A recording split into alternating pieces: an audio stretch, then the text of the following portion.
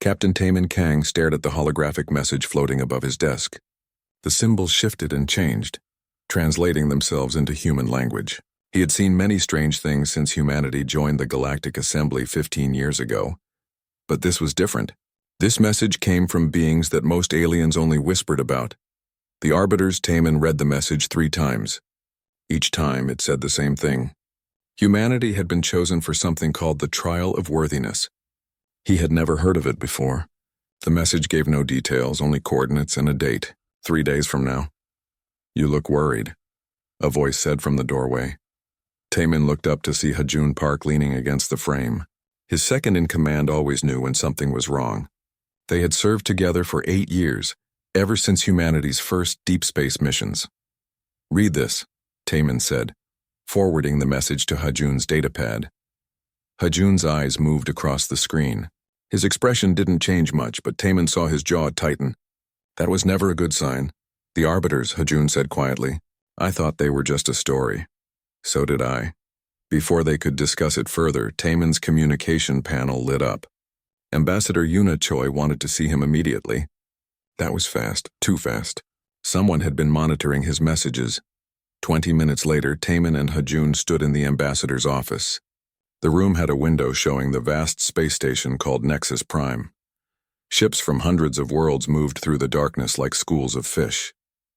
Yuna Choi sat behind her desk, her face serious. Next to her stood a tall alien with blue-green skin and 4 arms. Taman recognized the species. A Valorum scholar. They were known throughout the galaxy for their knowledge and peaceful nature. "Captain Kang," Yuna said. "This is Scholar Printh. He came to warn us." The Valorum stepped forward. When he spoke, his voice sounded like wind through leaves. "You must refuse the trial," Printh said. "Please, for your species' sake." Taman exchanged a glance with Hajun. "Why?" Printh's large eyes blinked slowly. "The Trial of Worthiness is not an honor. It is a curse. 47 civilizations have attempted it in recorded history. All failed. Many never recovered." "What kind of trial is it?" Hajun asked. "No one knows exactly," Printh replied. "Those who survive do not speak of it clearly. They only warn others to stay away. The last species to attempt it was the Kethrans 200 years ago. They were warriors, proud and strong. After the trial, their leaders returned changed. Within a generation, their entire civilization collapsed into chaos." Yuna leaned forward. "Printh has shown me records. Species have lost their leaders to madness. Some cultures abandoned space travel entirely after the trial. Others simply vanished." "Then why does anyone attempt it?" Taman asked. "Because the Arbiters offer access to precursor technology," Printh said. "The ancient ones who came before all of us. Their knowledge is beyond anything we can imagine. But the price?" He shook his head. "The price is too high." Taman walked to the window. Below, he could see the docking bay where his ship waited. The vessel was small compared to most alien craft, but it was human-made, sturdy, reliable, built to survive. "What happens if we refuse?" he asked. "Nothing," Yuna said. "Life continues as normal. The Arbiters will choose another species eventually, maybe in another 1,000 years." Taman thought about Earth. Humanity had joined the galaxy recently, but they had learned quickly. Other species had warned them that humans came from what they called a death world. Earth was more dangerous than most planets that held intelligent life. Stronger gravity, extreme weather, predators everywhere. Even the plants could kill you. At first, humans had been insulted. Then they realized it was true, and it explained a lot. "I want to know more," Taman said, "about the species that failed." Printh provided data files, and Taman spent the next day reading. The stories were disturbing. The Valorum themselves had attempted the trial 3,000 years ago. Their brightest minds went to face it. Only 2 returned, and they spent the rest of their lives in silence, unable or unwilling to speak about what they experienced. The Kethrans had sent their greatest warriors. They came back broken, speaking of horrors that could not be fought with weapons or strength. The Syntheri, a species of logic-based beings, attempted the trial with mathematical precision. They returned having abandoned all logic, claiming that reason itself was meaningless. Every species told the same story. The trial destroyed something essential in those who faced it: hope, purpose, the will to continue. That evening, Taman called a meeting with his crew. If he was going to make this decision, they deserved to be part of it. Minji Lee arrived first. His chief engineer was brilliant with a sharp mind and sharper tongue. She looked at the data files and whistled. So we're talking about potential species-wide trauma. Fun. Doyen Kim, their medical officer and psychologist, read through the reports carefully. These all describe severe psychological breaks, PTSD, existential crisis. Complete loss of meaning, Soranam, their pilot, spun in her chair. But what if we succeed? Precursor technology could change everything. Or it could destroy us, Hajun said. They argued for an hour. Minji thought they should try. We didn't get to space by playing it safe, she said. Doyen was concerned about the mental health risks. Sora was curious. Hajun thought it was too dangerous. Finally, they all looked at Taemin. I keep thinking about why they chose us, Taemin said. Humanity is new. We've only been in space for a few decades. Why pick us for this trial now? Maybe they think we're expendable, Hajun suggested. Or maybe they know something we don't, Minji said. Taemin made his decision. I'm going to accept. But I need volunteers. No one is ordered to come. Every hand went up. The next day, Taemin stood before Ambassador Yuna and Scholar Prenth. We accept the trial. Prenth's skin changed color, turning pale. This is madness, maybe, Taemin said. But humanity has survived a lot of madness. Yuna looked sad but nodded. I'll inform the arbiters. May whatever gods you believe in protect you. The coordinates led them to a location far from any inhabited system. 3 days of travel through empty space. As they approached, their sensors picked up something massive. Holy, Sora whispered from the pilot seat. On the view screen, a structure appeared. It was enormous, a ring that could fit several planets inside it. The surface was dark, covered in symbols and warnings. I'm reading text in every known language, Minji reported. It says, turn back. Only suffering awaits. Cheerful, Hajun muttered. As they got closer, a presence filled their communications. It wasn't a voice exactly, more like thoughts appearing in their minds. Humanity, you have come to face the trial of worthiness. Know that 47 species have attempted this challenge. All have failed. Many have fallen into despair from which they never recovered. Do you still wish to proceed? Taemin stood and spoke clearly. We do. Then enter the crucible. Your trial begins immediately. The massive ring structure opened like a mouth. Inside was only darkness. Sora guided the ship forward. As they crossed the threshold, the entrance sealed behind them with a sound like a door closing on a tomb. Lights flickered on, revealing a docking platform.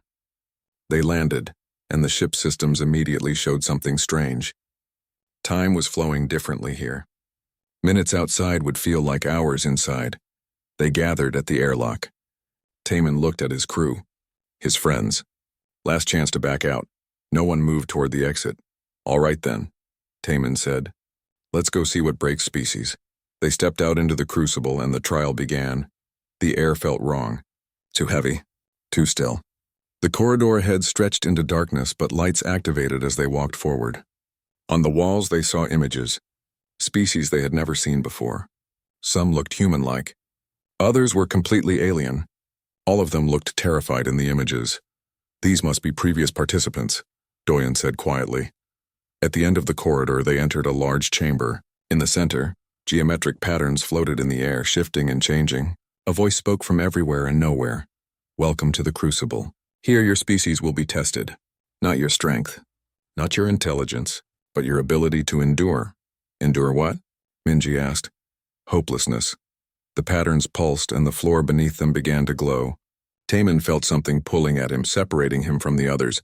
Stay together, he shouted, but it was too late. The light grew blinding.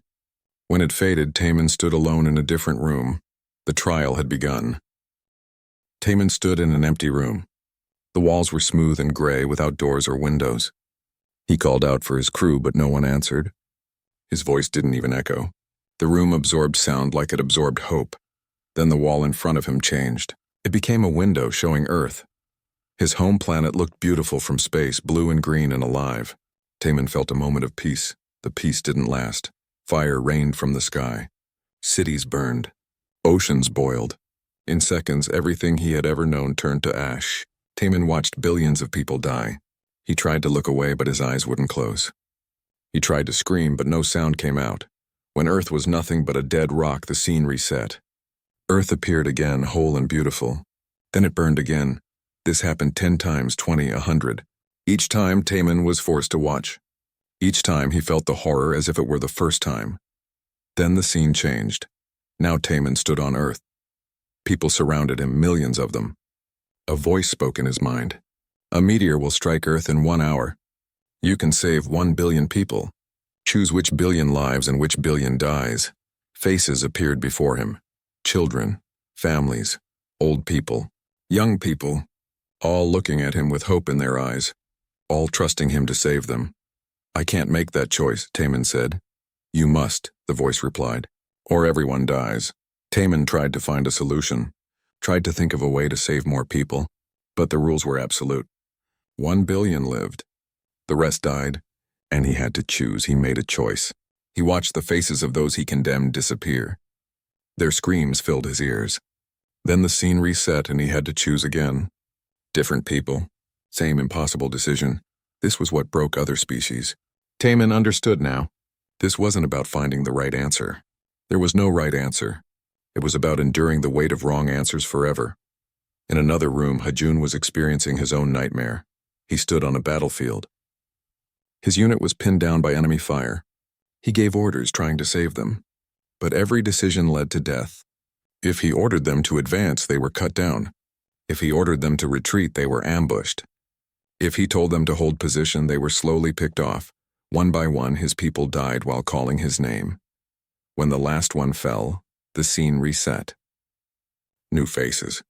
Same battlefield. Same impossible situation.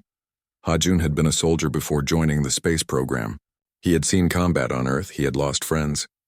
He carried those scars. But this was different. This was endless. Every victory was temporary.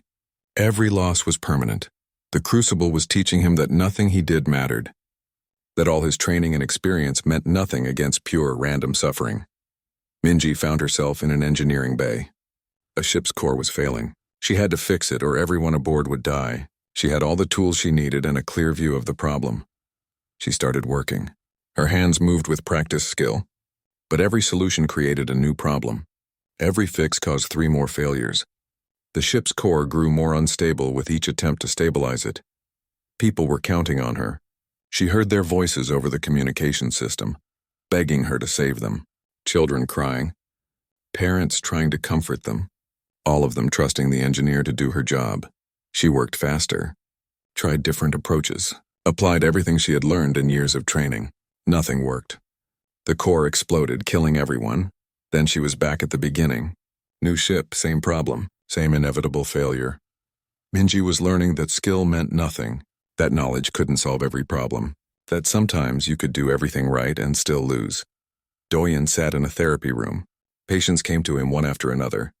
They were suffering from severe mental illness, depression, psychosis, trauma. He listened to them, applied his training, offered treatments that should have worked. Instead, they got worse. He watched patient after patient deteriorate despite his best efforts. They thanked him even as they fell apart. They trusted him, and he failed them all. Then the cycle repeated. New patients, same outcomes. The doctor who was supposed to heal could only watch people break. The crucible was teaching him that caring wasn't enough. That compassion couldn't cure everything. That sometimes the people you tried to save would be lost anyway. Sora drifted in empty space. No ship, no suit. Just floating in infinite darkness. She could see distant stars, but they were impossibly far away. She tried to move toward them, but she never got closer. Earth was out there somewhere. Her family. Her friends. Everything she loved. But she couldn't reach them. She couldn't even die. She just floated alone forever. The isolation was absolute. No voices, no touch, no warmth. Just endless, empty, cold darkness. Hours passed. Days. She lost track. Time became meaningless when nothing changed. She screamed until her voice gave out. She cried until she had no tears left. She tried to sleep, but sleep never came. The crucible was teaching her that connection was temporary.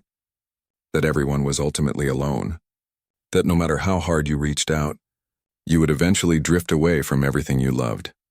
Outside the crucible on the observation station, Representatives from dozens of alien species watched through long-range sensors. They measured the human's vital signs: heart rate, brain activity, stress hormones. The patterns are similar to previous species, a Valorum scientist reported. Elevated stress. Approaching critical psychological thresholds. How long until they break? Another observer asked. Based on previous trials, they should collapse within the next hour. But an hour passed. Then another. The human stress levels remained high, but they didn't collapse. Their brain patterns showed something the observers had never seen before. They're adapting, the Valorum scientist said, confused. But that's not possible. The trial is specifically designed to prevent adaptation. Inside his trial, Taman made his 1,000th impossible choice. He condemned another billion people to death. But something in him had shifted. He stopped trying to find the fair choice. There was no fair choice. That was the point.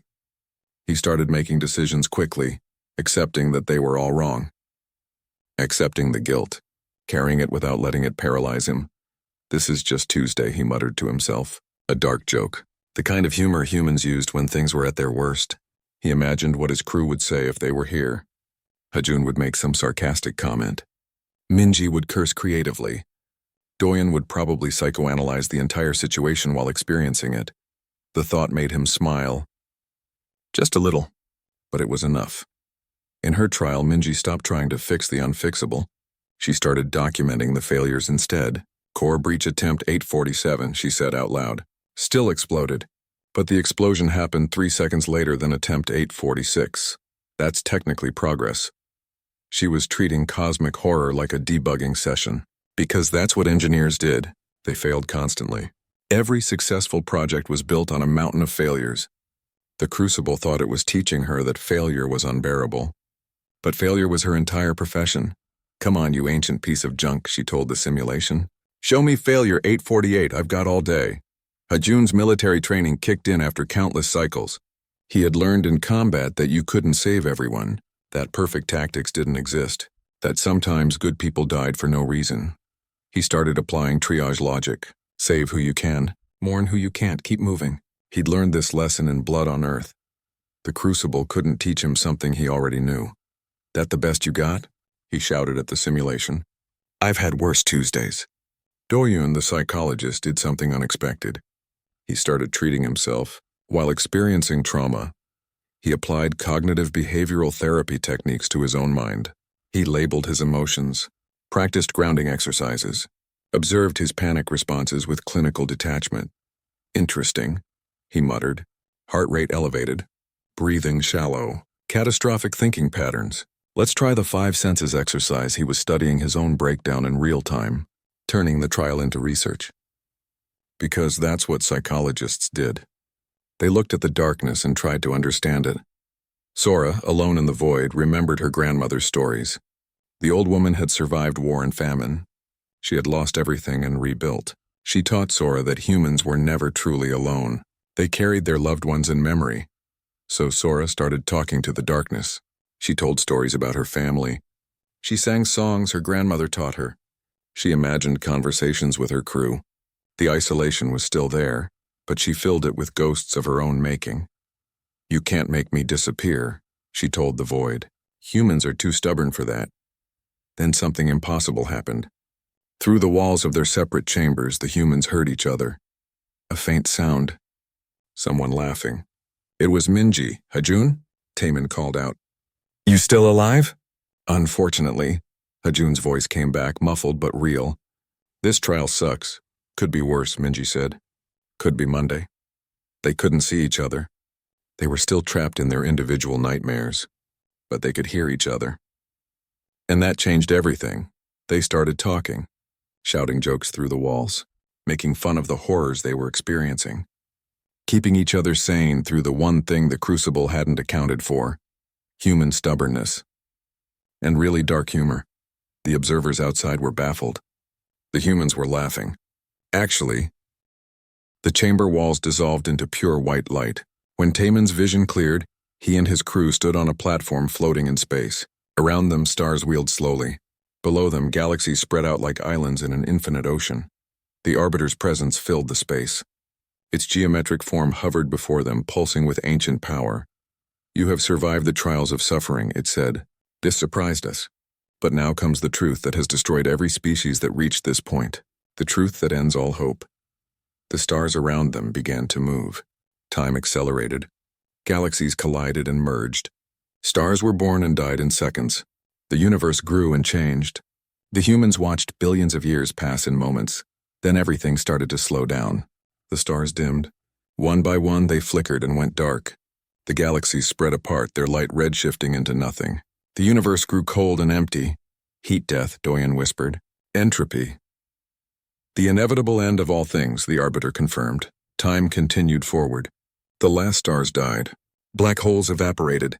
Even atoms themselves began to decay. Everything that had ever existed broke down into nothing but cold. Random particles scattered across infinite space. "We have shown this to 47 species," the Arbiter said. "And now we show it to you. Watch your future."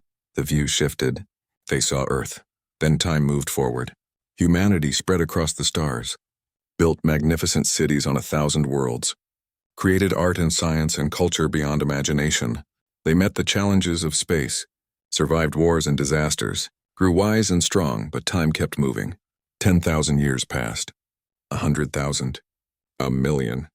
No matter what humanity achieved, entropy continued its work. Stars they depended on began to die. The universe grew darker and colder. Humanity fought back.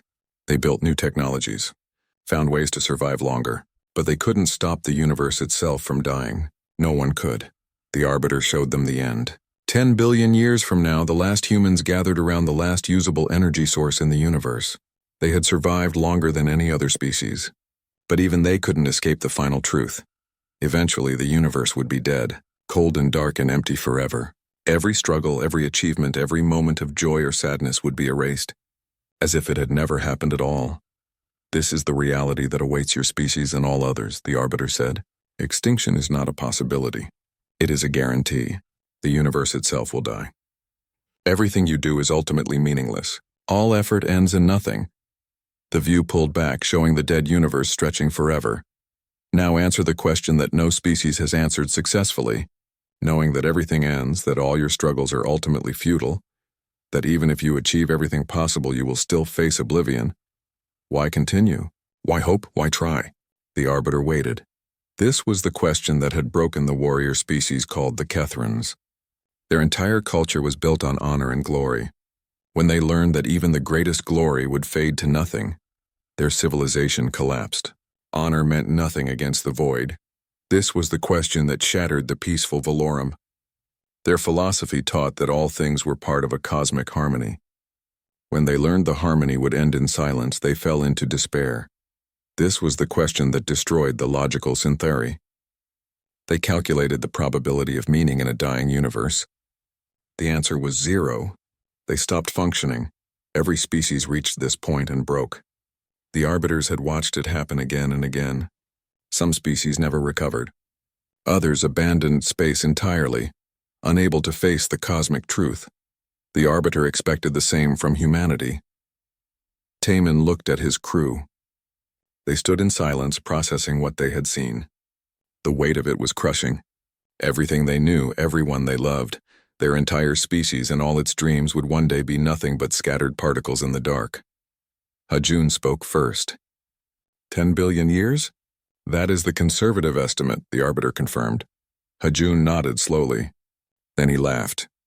Not the bitter laugh of someone broken, a genuine laugh of disbelief. "That's a really long time," he said. Minji looked at the dead universe displayed around them. 10 billion years. We'll have invented probably 1,000,000 new technologies by then. My descendants will see things I can't even imagine, Sora added. Several thousand generations of humanity exploring and learning and growing. Doyun adjusted his glasses. We evolved knowing we die individually. Species death is just the same thing on a larger scale. Taman looked directly at the Arbiter. You're asking the wrong question.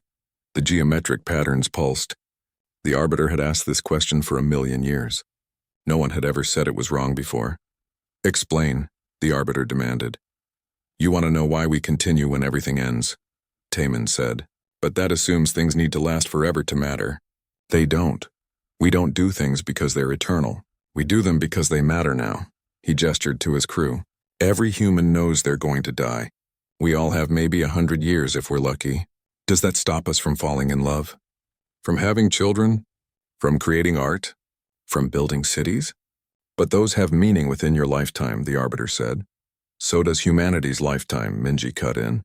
10 billion years is our species' lifetime. What we do during that time matters to us, even if it doesn't last forever. Hajun crossed his arms. You think you're teaching us about meaninglessness? But we already know about that. Earth taught us. Our planet is brutal. Natural disasters kill thousands. Diseases spread. Accidents happen. People die for no reason at all. Then how do you cope? The Arbiter asked. We make meaning anyway, Sora said simply. We know it's temporary. We do it anyway. Doyen stepped forward. Every psychologist knows about existential dread. It's a fundamental part of being human. We're aware of our mortality from childhood. We learn to live with it. We have to, or we'd never get out of bed in the morning. But universal death is different, the Arbiter insisted. Individual death leaves a legacy.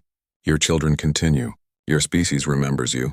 But when the universe dies, there is no one left to remember. No legacy, no meaning. Taman smiled. Not a happy smile, but not a broken one either. Meaning doesn't come from being remembered. It comes from the moment itself. When I laugh with my friends, that moment matters. Not because someone will remember it in a billion years. It matters because it's happening now. The Arbiter processed this. But knowing it will end makes it more precious, Taman interrupted. Not less. If we had infinite time, nothing would matter because we could always do it later. It's the fact that time is limited that makes each moment valuable. The crew nodded in agreement. Minji spoke up. You keep calling this hopelessness, but hope was never about things lasting forever. Hope is about what we can do with the time we have. You asked why we continue. Hajun said. Here's the answer, because we're here now. Because we can. Because giving up feels worse than trying. We're stubborn like that, Sora grinned. My grandmother survived a war that killed millions. She saw her whole world burn. You know what she did after? She planted a garden. She knew she'd only live another few decades. She knew the garden would eventually be gone too. She planted it anyway because it was beautiful and she was alive to see it. Doyen added, humans have always known we're walking toward death. Every step we take brings us closer to the end. Do we stop walking? No, we dance. We run, we skip. We make the journey meaningful because the journey is all we have. The Arbiter was silent. In a million years, it had never encountered this perspective. Every other species sought meaning in permanence. When they learned nothing was permanent, they lost meaning entirely. But humans had built their entire existence on impermanence. They made peace with endings because endings were all they knew. You accept extinction? The Arbiter asked. We accept mortality, Taman corrected. For ourselves and our species. Acceptance doesn't mean we won't fight for every year we get. It means we won't waste our time despairing about the time we don't have. 10 billion years, Minji repeated. Do you know what we could do with 10 billion years? We could explore every star system in the universe. Create art that takes millennia to complete. Have philosophical debates that last generations. Build structures that dwarf galaxies, and when it ends, the Arbiter pressed. Then it ends, Hajun said with a shrug. Everything ends. That's not a tragedy. That's just reality. Sora looked at the dead universe displayed around them. Maybe the last humans will face that darkness and be sad. Or maybe they'll look back at 10 billion years of existence and feel grateful. Either way, that's their problem. We've got today to worry about. The Arbiter's patterns shifted rapidly. It was experiencing something it had not felt in eons. Not confusion exactly, something closer to comprehension. The precursors, it said slowly. They designed this trial to find one thing. A species that could face the void and continue. Not because they misunderstood the void, but because they understood there was no alternative. What happened to the precursors? Taman asked. They learned what you just learned, the Arbiter said. But too late. They had built their entire civilization on the belief that their achievements would last forever.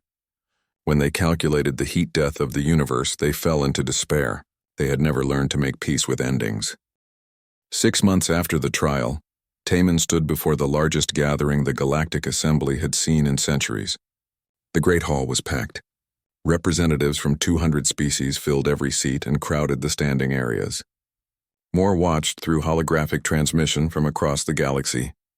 Everyone wanted to understand how humanity had succeeded where 47 other species had failed. Taman wore his formal uniform, but he felt uncomfortable in it. He preferred the practical jumpsuits used on ships. Beside him sat his crew, each of them looking equally uncomfortable with the attention. They had become celebrities overnight, heroes to some, curiosities to others. Ambassador Yuna introduced him with a speech about humanity's achievement. Taman barely heard it. He was thinking about what to say. How do you explain something that seemed obvious to humans but revolutionary to everyone else? When Yuna finished, Taman stepped to the podium.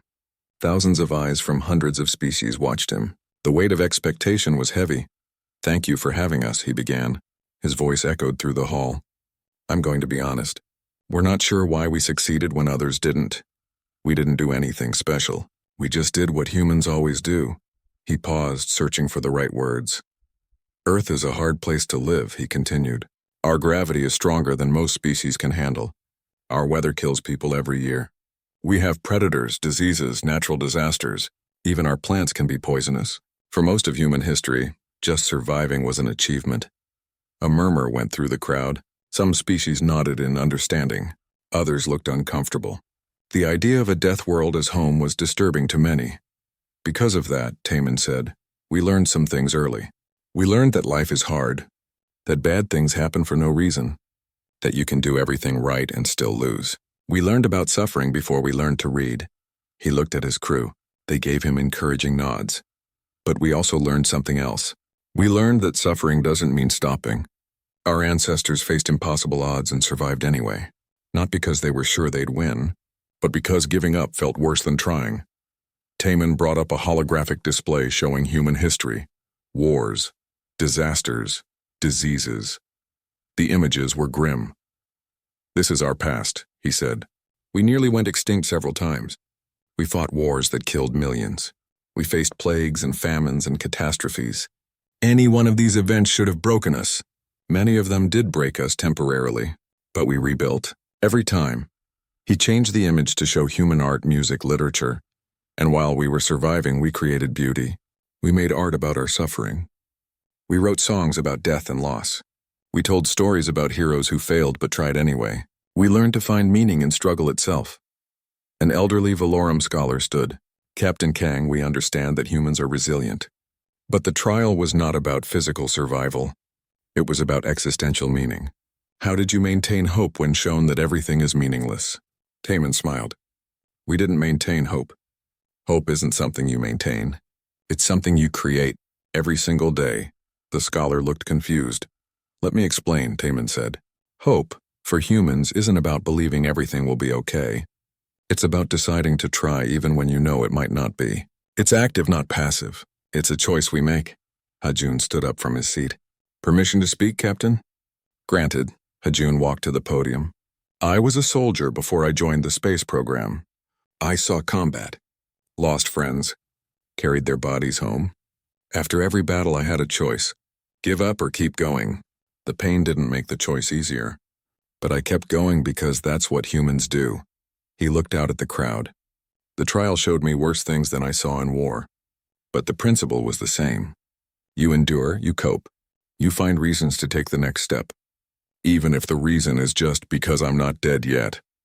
A clicking sound came from the insectoid representative of the Chithar species. Through a translator it asked, "But how? How do you cope with the knowledge that all effort is futile?" Minji stood up next. "It's not futile to us," she said, walking to join her crewmates. "I'm an engineer. I fix things. Most of what I fix breaks again eventually. Ships need constant maintenance. Systems fail. Nothing I build will last forever. Do I stop building? No, because the ship needs to fly today. The system needs to work now. Future problems are future problems," she grinned. "Also, failure is literally my job. Engineers fail constantly. Every successful project is built on 100 failed prototypes. The trial tried to break me with failure, but I fail every day. It's called debugging." Some of the alien engineers in the crowd made sounds of recognition. They understood that part at least. Doyen stepped forward. "I'm a psychologist. I study the mind. One thing I know for certain, all humans experience existential dread. We all face the reality of death. We all wonder if our lives matter.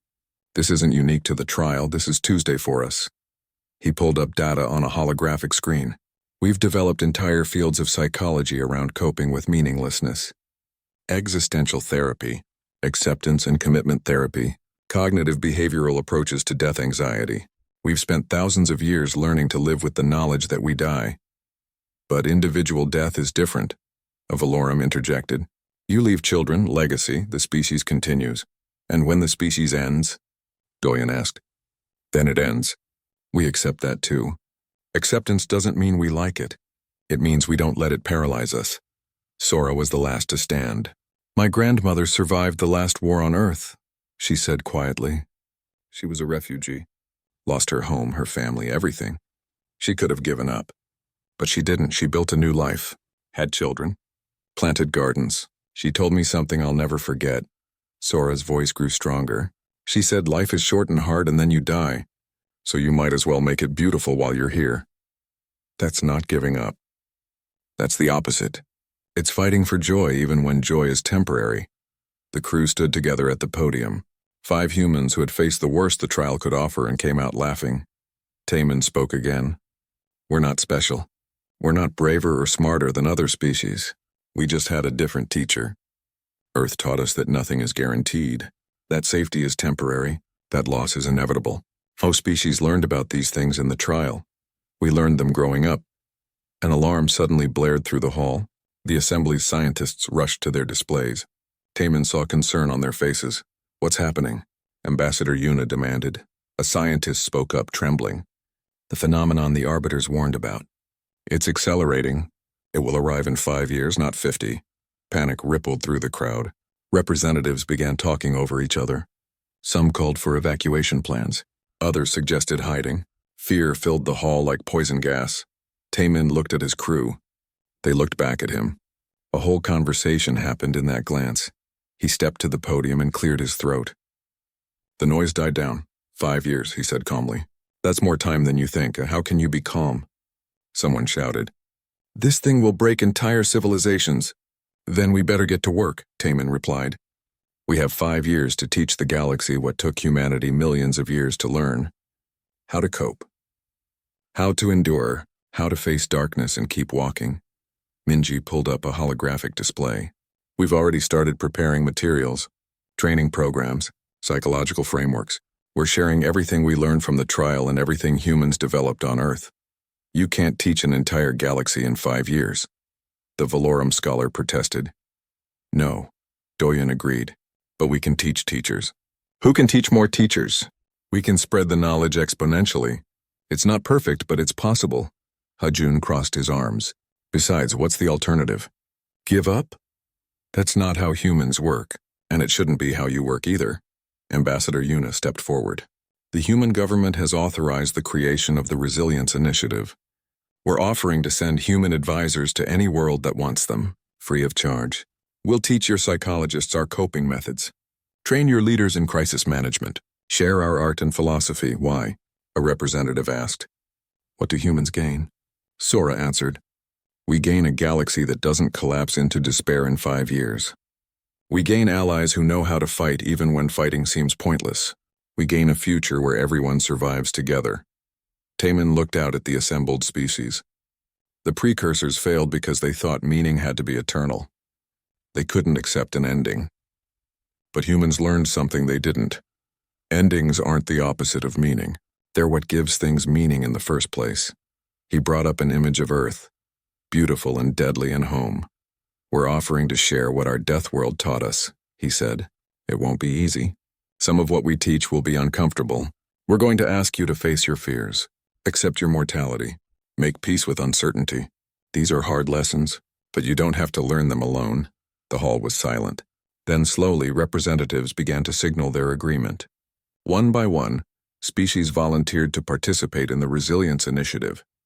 Within a week, human teams were dispatched across the galaxy. Minji led engineering groups, teaching them that failure was part of the process. Hajun trained military units in endurance and mental toughness. Doyun. The phenomenon arrived on schedule, appearing at the edge of the galaxy like a wound in space. It looked like a storm made of darkness and whispers. Scientists called it the despair wave, though the name didn't capture what it truly was.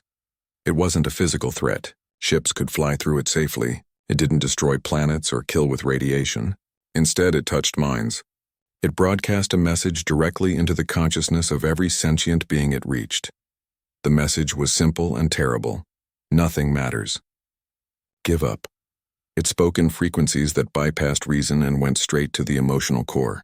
It showed people their failures, their losses, the futility of everything they had ever tried to do.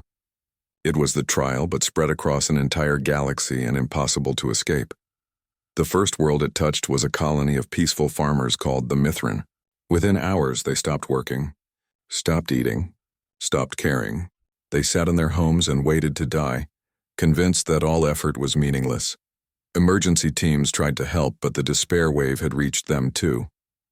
The rescuers lost their will to rescue. On Nexus Prime, alarms screamed. The wave was spreading faster than predicted. It would reach the capital station in 3 days. Taman stood in the emergency command center watching the reports come in. World after world going dark? Not destroyed, just stopped.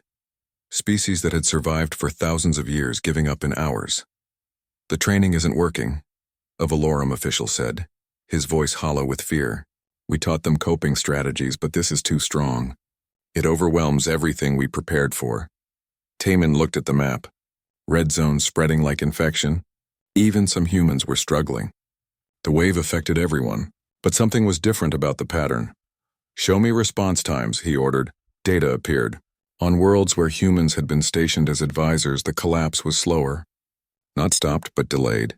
People were fighting the wave even if they were losing. It's buying us time, Minji said, studying the data. Maybe 30 minutes per world. Not much, but it's something. Time for what? Ambassador Yuna asked. She looked exhausted. The wave was affecting her, too. Taman could see it in her eyes. The doubt creeping in. I don't know yet, Taman admitted. But we're missing something. The Arbiters warned us about this. They wouldn't have chosen humanity if we couldn't handle it. Doyen was at his workstation, monitoring the psychological data. The wave is targeting our sense of meaning. It's like the trial, but more direct. Less subtle. It doesn't bother with scenarios or tests. It just tells you nothing matters and makes you believe it. How do we fight something that attacks belief itself? Sora asked. Hajun had been quiet, standing by the window and watching the stars. Now he turned. We don't fight it. We survive it. Everyone looked at him. The trial taught us something, Hajun continued. It's not about winning. It's about enduring. The wave is trying to make us give up, so we don't give up. Simple as that. It's not that simple, the Valorum official protested. The wave is affecting billions of minds simultaneously. Then we reach billions of minds, Taman said. A plan was forming. Crazy, desperate, very human. He turned to Minji. Can we broadcast on the same frequency as the wave? Minji's eyes widened. You want to counter-broadcast? That's insane. We don't have the power. What if we didn't counter-broadcast? Taman said. What if we just added to it? I don't understand, Yuna said. Taman brought up a holographic display. The wave says nothing matters. It forces people to believe it. We can't argue with it because it bypasses argument. But what if we don't argue? What if we agree? Doyen caught on first, and then add our own message after. Exactly, Taman said. The wave says nothing matters, fine, nothing matters. And then what? What do humans do when nothing matters? Sora grinned. We do things anyway. We need to record a message, Taman said. Something that can be broadcast alongside the wave, not fighting it, riding it. Using its own frequency to spread our response. What kind of message? Yuna asked. The truth, Taman said. The human truth. That meaning is something we create, not something the universe gives us. That it's okay for things to be meaningless. We make meaning anyway. They had less than 3 days. Minji worked with the station's engineers to figure out how to piggyback on the wave's frequency. It was technically possible, but barely. They would only get one shot. Meanwhile, Taman and his crew prepared the message. They couldn't just talk at people. The wave was too strong. They needed something that would resonate emotionally, the same way the wave did. Doyen had an idea. We use Earth's art, music, stories, Things that show human resilience without having to explain it. Let people feel it instead of thinking about it. They compiled recordings, human songs about surviving, about losing everything and rebuilding, about facing death and laughing, about the stubborn refusal to quit. They included poems, short ones, powerful ones, words that had helped humans survive their own dark times. They added recordings from the crew speaking directly to the camera, not giving speeches, just talking, being human. Hajun talked about losing his unit in combat and choosing to keep living because they couldn't. Minji talked about projects that failed and what she learned from them. Doyen talked about patients he couldn't save and how he kept trying. Anyway, Sora talked about being alone in space and singing to fill the silence. Taman talked about Earth, about a planet that tried to kill its children, and how those children grew up strong. We're not special, he said to the camera. We're scared too. The wave affects us. We feel the despair. The difference is that we've felt it before. Earth taught us that fear is normal, that despair is normal. They're not weaknesses. They're just weather. You don't let weather stop you. You put on a coat and walk through it. They finished with hours to spare. The wave was at the edge of the solar system. They could see it through the viewports. A darkness that made people want to stop looking at stars. Minji uploaded the message to every broadcasting station that remained functional. It would go out on the wave's own frequency. Every mind touched by despair would hear humanity's response. This better work, Yuna said quietly. It will or it won't, Taman replied. Either way, we tried. That's the most human thing possible. The wave hit Nexus Prime. Taman felt it immediately. A weight on his chest, a voice in his head that wasn't his own. It told him everything he did was pointless, that he should stop trying, that the universe didn't care about his efforts. The voice was convincing, rational, true even. The universe didn't care. Nothing he did would matter in a billion years. For a moment, Taman almost gave in. It would be so easy to just stop, to let go, to accept the futility. Then the counter-broadcast began. Music filled his mind. An old song from Earth.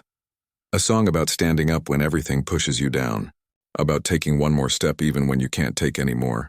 The wave's message continued. Nothing matters. But now there was a response. Okay. Nothing matters. So what? So you have a choice. Live meaninglessly or die meaninglessly. Both are equally valid. Both are equally meaningless, but humans choose to live. Not because it matters. Because they're alive right now and might as well do something with it. The wave pushed harder, tried to crush the response. But it couldn't. Because the response agreed with it. Yes, nothing matters. You're absolutely right. Now what? Taman felt the weight on his chest lighten slightly. Not gone, but bearable. He looked around the command center. His crew was standing. Struggling, but standing. Yuna had tears running down her face, but she was working at her console, fighting the despair with action. The Valorum official sat at his station trembling, but his hands moved. He was doing his job even though the wave told him it was meaningless. Across the galaxy, the same thing happened. On the Mithrin farming colony, people heard the music, felt the human defiance. They didn't suddenly become happy.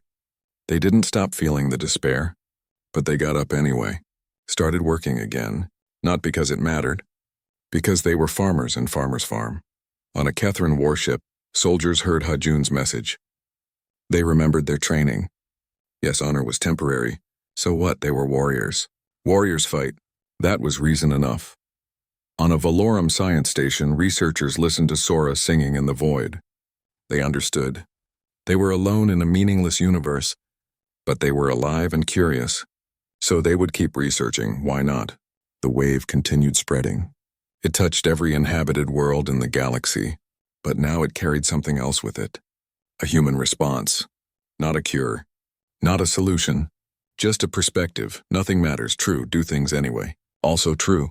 The galaxy didn't suddenly become okay. Species still struggled. Many still gave in to despair.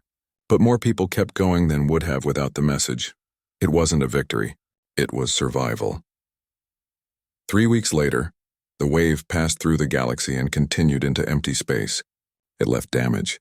Worlds that had to rebuild. Minds that needed healing. The scars would last for generations. But the galaxy survived. Taman stood in the command center looking at reports. Casualty numbers. economic damage, psychological trauma. It was bad.